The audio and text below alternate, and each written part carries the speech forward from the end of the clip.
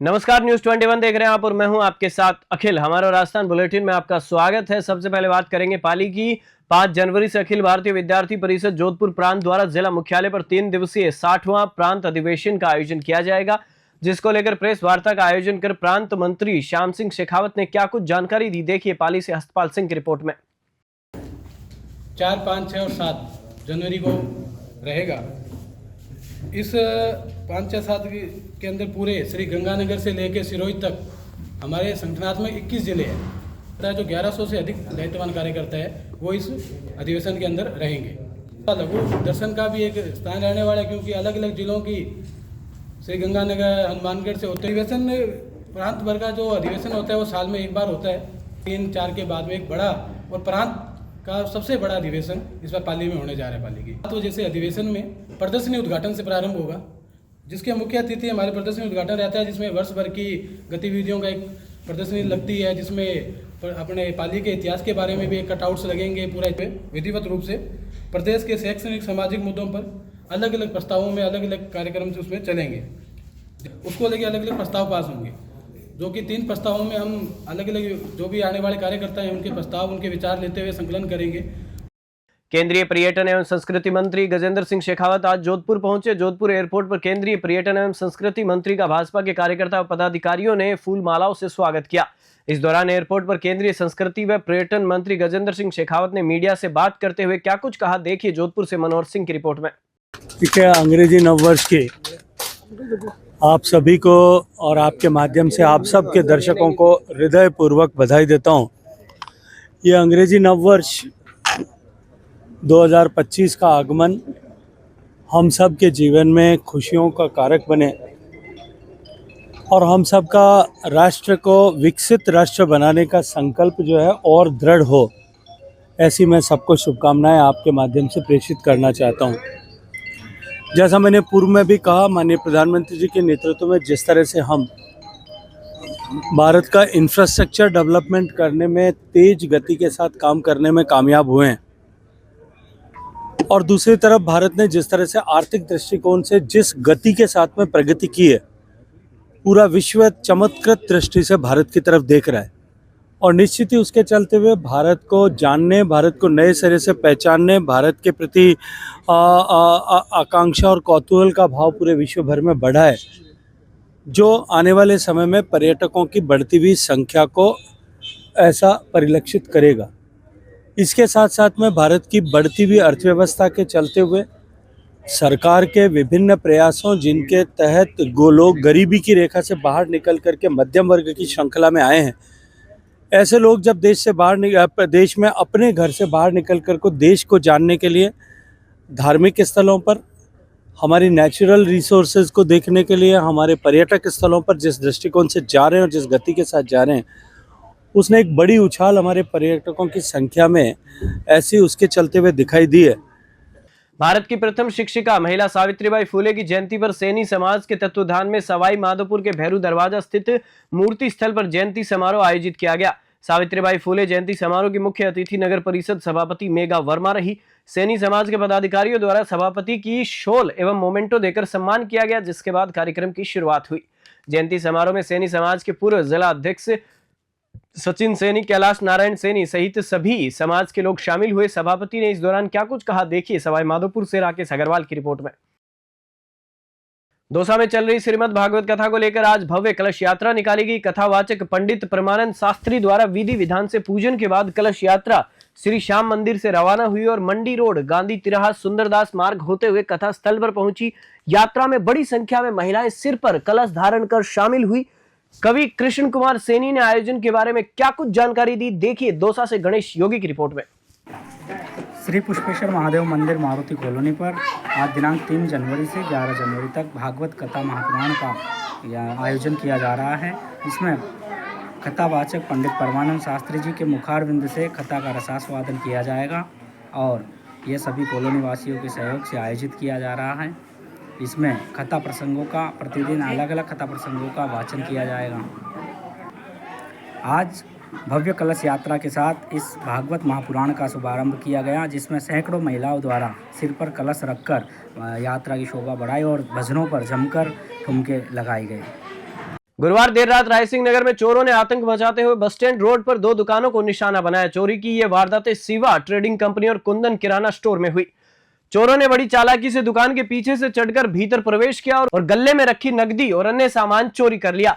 चोरी की यह पूरी घटना सीसीटीवी कैमरे में कैद हो गई, जिसमें चोरों की गतिविधियां स्पष्ट रूप से देखी जा सकती है। स्थानीय पुलिस को सूचना मिलने पर मौके पर पहुंचकर जांच शुरू की गई। दुकानदारों ने इस घटना को लेकर रोष है और उन्होंने सुरक्षा बढ़ाने की मांग की है। लगातार हो रही चोरी की घटनाओं से व्यापारियों में डर और असुरक्षा का माहौल बन गया है। रायसिंह नगर से राजू शर्मा की रिपोर्ट। भीलवाड़ा जिले के करेड़ा उपखंड क्षेत्र के गोरखिया ग्राम पंचायत में संचालित अवैध कोयले की भट्टियों पर प्रशासन ने कार्रवाई करते हुए उपखंड अधिकारी जोगेंद्र सिंह एवं तहसीलदार कंचन चौहान के निर्देशन में 14 अवैध कोयले की भट्टियों को ध्वस्त किया गया। कार्रवाई के दौरान गठित राजस्व टीम में गिरदावर कैलाश चंद्र, जसवंत सिंह जाटव, पटवारी शंकर सिंह, दीपक शर्मा, ललित शर्मा सहित अवैध कोयला भट्टियों को पुलिस जाब्ते की मौजूदगी में अवैध कोयले की भट्टियों को हटाया गया। तहसीलदार कंचन चौहान ने बताया कि अवैध कोयला भट्टियों को हटाने की कार्रवाई इसी तरह जारी रहेगी। करेड़ा से परमवीर सिंह कटार की रिपोर्ट। उदयपुर में भीषण सड़क हादसे में 5 लोगों की मौत हो गई। जानकारी के अनुसार नेशनल हाईवे NH 27 पर गोगुंदा पिंडवाड़ा के पास शुक्रवार दोपहर करीब 12:30 बजे यह हादसा हुआ है। इस घटना में 9 लोग घायल हो गए हैं। प्रत्यक्षदर्शियों के मुताबिक ट्रेलर का ब्रेक फेल हो गया था, इस कारण वह 3 पहिया टेम्पो में जाकर भिड़ गया। हादसे में 6 लोगों की मौके पर ही मौत हो गई व आधा दर्जन लोग गंभीर रूप से घायल हो गए। टक्कर मारने के बाद ट्रेलर का ड्राइवर मौके से फरार हो गया। ग्रामीणों की सूचना पर बेकरिया पुलिस का जाब्ता 108 व हाईवे टीम मौके पर पहुंची। पुलिस ने शवों को देवला अस्पताल की मोर्चरी में रखवाया। सभी गंभीर घायलों को 108 की मदद से जिला अस्पताल रेफर किया गया है। ट्रेलर के ब्रेक फेल होने के चलते यह हादसा हुआ था। मृतकों की संख्या और बढ़ने की संभावना जताई जा रही है। उदयपुर के गोगुंदा से ब्यूरो चीफ विकास जोशी की रिपोर्ट। डीडवाना जिला मुख्यालय पर सीवरेज मेंटेनेंस कार्य में लगे हुए कार्मिक हड़ताल पर बैठ गए हैं। पिछले 6 माह से इनको भुगतान नहीं मिला है। भुगतान की मांग को लेकर यह धरने पर बैठे हैं। साइड इंचार्ज जावेद ने इस मामले पर क्या कुछ कहा, देखिए डीडवाना से मोहम्मद साकिर की रिपोर्ट में। परिषद में हमारा मई 2022 से लगभग 2 करोड़ रुपए बकाया है। जब हम भुगतान के बारे में बात करते हैं तो हमें आश्वासन दिया जाता है कि जल्द से जल्द आपका भुगतान किया जाएगा, लेकिन DLV से पैसा आ जाने के बाद भी हमारा भुगतान नहीं किया गया। लेकिन कंपनी के द्वारा फिर भी काम किया जा रहा है। हमारी आर्थिक स्थिति ठीक नहीं होने के कारण हमारे द्वारा labour supplier, jetting machine supplier, safety tanker supplier, manhole frame and cover supplier, diesel supplier एवं HPS का इलेक्ट्रिक बिल का भुगतान करने में कठिनाई हो रही है, जिसके कारण हम सुचारू रूप से काम नहीं कर पा रहे हैं। हनुमानगढ़ सदर थाना पुलिस ने एक बड़ी कार्रवाई करते हुए एक युवक से एक देसी पिस्तौल और 80 कारतूस बरामद करने में सफलता हासिल की है। इस बारे में जानकारी देते हुए पुलिस अधीक्षक अरशद अली ने क्या कुछ कहा, देखिए हनुमानगढ़ से ब्यूरो चीफ विनोद चौधरी की रिपोर्ट में।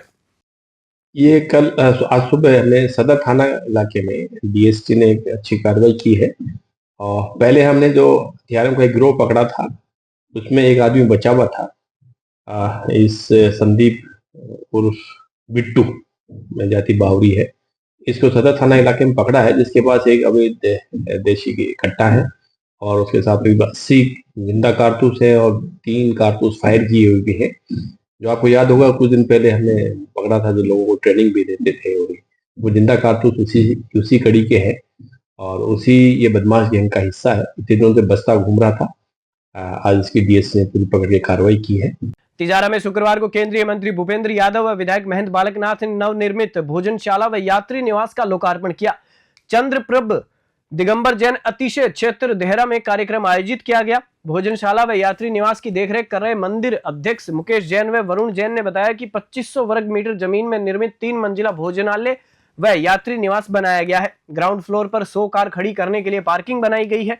प्रथम मंजिल में 250 लोगों की एक साथ मेज टेबल पर बैठकर भोजन करने के लिए भोजनशाला बनाई गई है। अलवर से ब्यूरो चीफ प्रदीप गोयल की रिपोर्ट। रायसिंह नगर में अंतर्राष्ट्रीय सड़क सुरक्षा माह के अवसर पर पुलिस ने एक नई पहल शुरू की है। थाना प्रभारी ईश्वर प्रसाद के नेतृत्व में पुलिस ने देर रात कोहरे में गुजर रहे वाहन चालकों को चाय पिलाई और सड़क सुरक्षा अभियान के बारे में जागरूक किया। इसके अलावा पुलिस ने यातायात नियमों के पालन और धुंध व घने कोहरे में सावधानी से चलने के बारे में भी जागरूक किया। ASP और CO के निर्देश पर यह अंतर्राष्ट्रीय सड़क सुरक्षा माह अभियान चलाया गया था। इसमें शहर के मुख्य मार्गों पर लोगों से समझाइश की जाएगी।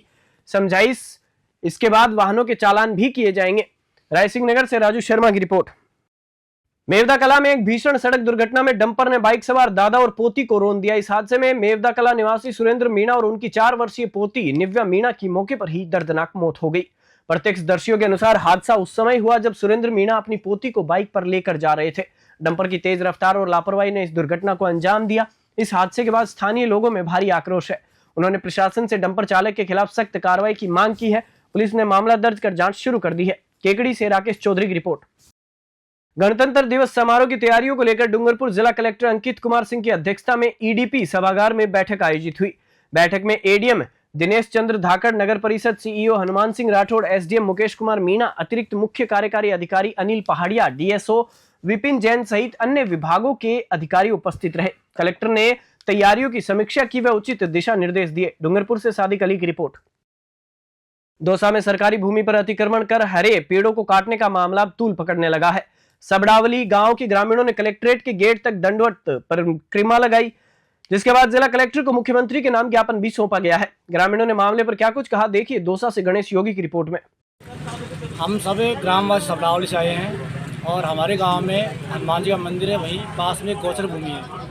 वहां पर हमारे गांव के कुछ लोगों ने अतिक्रमण कर लिया गया और वहां पर झोंपड़ी वगैरह ऐसे बना ली और ये बातें 6 महीने के आसपास की हो गई कम से कम। हम कोई 20 बार बसंत तहसील में ज्ञापन दे चुके हैं और एसडीएम समय से मिल चुके हैं, बाकायदा व्यक्तिगत रूप से भी, लेकिन वो कहते हैं कि हम जल्दी कार्रवाई करेंगे। लेकिन हो सकता है सामने वाली पार्टी किसी से मिली भगत हो कर्मचारियों से, इसलिए उस पर एक्शन आज तक नहीं हो पाया है।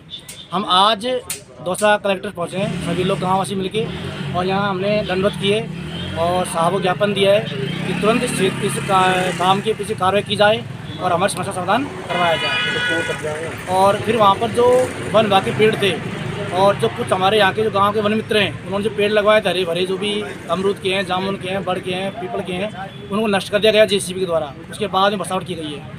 ये गांव सबड़ावली का मामला है सर। यहाँ ख्यालीराम प्रजापति ने अतिक्रमण कर रखा है और इस अतिक्रमण को आज 5-6 महीने हो चुके हैं और हम लगातार तहसीलों के, कलेक्ट्री के और लोकायुक्त तक के चक्कर लगा रहे हैं। अभी तक कोई समाधान नहीं हुआ है। 3 बार तो हम रात्रि चौपालों में कलेक्टर साहब के पास समझाया है, जाजीरामपुरा पंचायत, नीलोज पंचायत, फूलेला पंचायत, लेकिन अभी तक इसका कोई समाधान नहीं हुआ है। बीकानेर जिले के नोखा थाना क्षेत्र के दावा गांव के रहने वाले हनुता राम के कल शरीर में इन्फेक्शन हो गया था, जिसके चलते उसने कल चरकड़ा अस्पताल में इंजेक्शन लगवाया। इसके बाद उसके पूरे शरीर में इन्फेक्शन फैल गया। वापस डॉक्टर को दिखाने के बाद उन्होंने उसे बीकानेर रेफर कर दिया, जहां उसे मृत घोषित कर दिया गया। परिजनों ने डॉक्टर पर गलत इंजेक्शन लगाए जाने का आरोप लगाया है, जिसके चलते युवक हनुताराम की मौत हो गई। घटना कल शाम की बताई जा रही है, जिससे परिवार और स्थानीय लोग आक्रोशित है। परिजनों ने पीबीएम अस्पताल की मोर्चरी के सामने धरना देकर शव लेने से इनकार कर दिया है। परिजनों ने डॉक्टर को गिरफ्तार करने और आर्थिक सहायता प्रदान करने की मांग की है। उनका कहना है कि जब तक उनकी मांगे नहीं मानी जाती हैं, तब तक वे शव का पोस्टमार्टम नहीं करवाएंगे। बीकानेर से लोकेश बोहरा की रिपोर्ट। सावित्रीबाई फुले जयंती पर आज हनुमानगढ़ जंक्शन में कैलेंडर विमोचन और रक्तदान शिविर का आयोजन हुआ। सामाजिक समरसता न्याय मंच द्वारा आयोजित कार्यक्रम में मंच के कैलेंडर का विमोचन हुआ। वहीं रक्तदान शिविर में 101 यूनिट रक्त का संग्रह किया गया।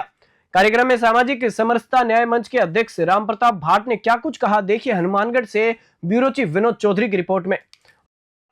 आज सामाजिक समरसता न्याय मंच राजस्थान की ओर से हनुमानगढ़ में ज्योतिबा फुले और सावित्रीबाई फुले ये दंपति 200 वर्ष पहले सामाजिक सुधार और शिक्षा के लिए, बालिका शिक्षा के लिए महत्वपूर्ण योगदान इनका रहा है, जिसके कारण आज बालिकाएं शिक्षित हो रही है। माता सावित्रीबाई फुले जयंती के उपलक्ष्य में आज रक्तदान शिविर का आयोजन किए। इसके साथ साथ सामाजिक समरसता न्याय मंच की ओर से वार्षिक कैलेंडर का विमोचन किया गया। इसके साथ आम सभा का आयोजन हुआ। और बुलेटिन में फिलहाल इतना ही। आप देखते रहिए News 21।